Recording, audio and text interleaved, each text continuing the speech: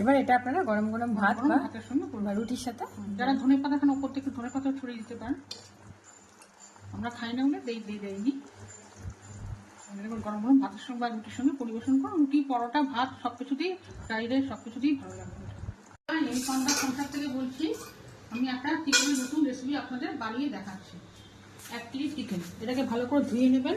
তারপর টক দই, গোলমরিচের গুঁড়ো, লঙ্কার গুঁড়ো, হলুদ গুঁড়ো, কাশ্মীরি লঙ্কার গুঁড়ো, জিরের গুঁড়ো, ধনের গুঁড়ো আর শাহি গরম মশলা ভালো করে ম্যারিনেট করে 1 ঘন্টা রেখে দেবেন। এবার 4টে পেঁয়াজ কুচিয়ে নিয়ে কড়াইতে তেল দিন, খুব মিহি করে কুচাবেন।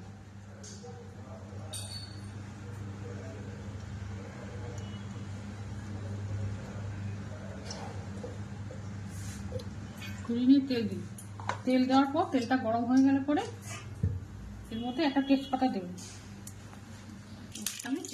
শুধু তেজপাতা দিলেই হবে, তাই তো? তেজপাতা দিলাম। এবার পেঁয়াজগুলো, তেলটা গরম হওয়ার পর পেঁয়াজগুলো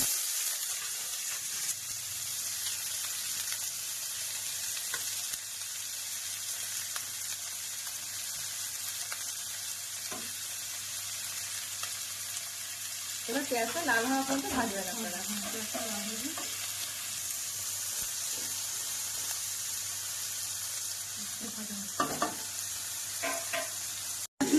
ব্রাউন করে ভাজা হয়ে গেছে। এবার এর মধ্যে আদা, রসুন, টমেটো, কাঁচা লঙ্কা পেস্ট। টমেটো কটা কাটা হবে? একটা টমেটো আর 4-5টা কাঁচা লঙ্কা, আদা, রসুন পেস্টটা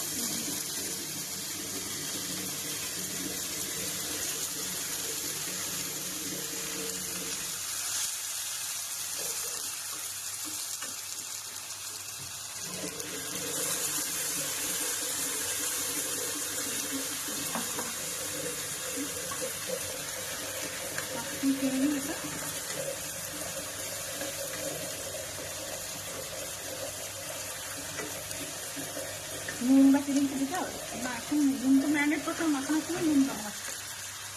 যখন চিকেনটা ম্যারিনেট করেন তখন নুন দিয়ে ম্যারিনেট করেন, নুন টক দিয়ে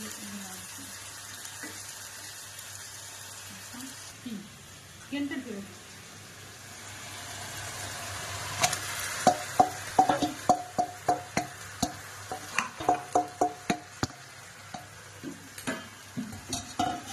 চিকেনটার সঙ্গে একটা ক্যাপসিকাম কুচি করে কেটে, ডুবো করে কেটে এই ক্যাপসিকামটা ঢেলে দেবো।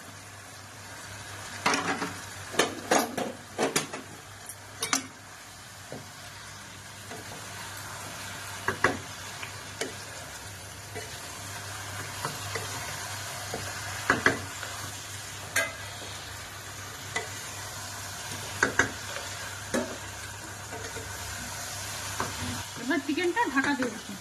1 ঘন্টা পর আপনাদের কাছে আবার ঘুরে আসবো। ভালো করে কষে নিই, আস্তে আস্তে কষা হতে থাকো। তারপর আমি 1 ঘন্টা পর আপনাদের কাছে ঘুরে আসি। এই দেখুন কষা এবার হয়ে গেছে, মোটামুটি কষা হয়ে গেছে। তেলটা আস্তে আস্তে ছাড়ছে। এবার এই সাইডে একটু জল গরম বসিয়ে দিন। যেহেতু ম্যারিনেট করেছেন আপনারা, সেই ম্যারিনেটের বাটিতে জলটা জল দেখে না শুধু তেল ছেড়ে দিচ্ছে তো। এবার মাংসটা যখনই তেল ছেড়ে দেবেন মনে করেন মাংসটা কষা হয়ে গেছে। মাংসটা কষা হয়ে গেছে। এবার এর মধ্যে জল দিন।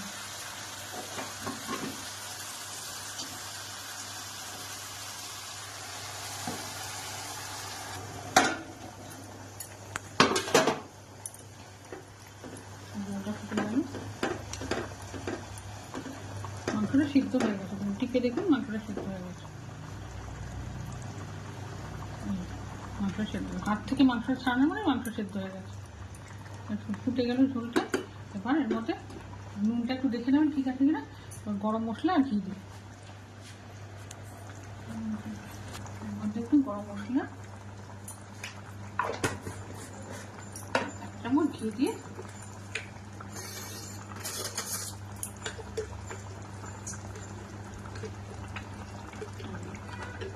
ঘি দেবেন।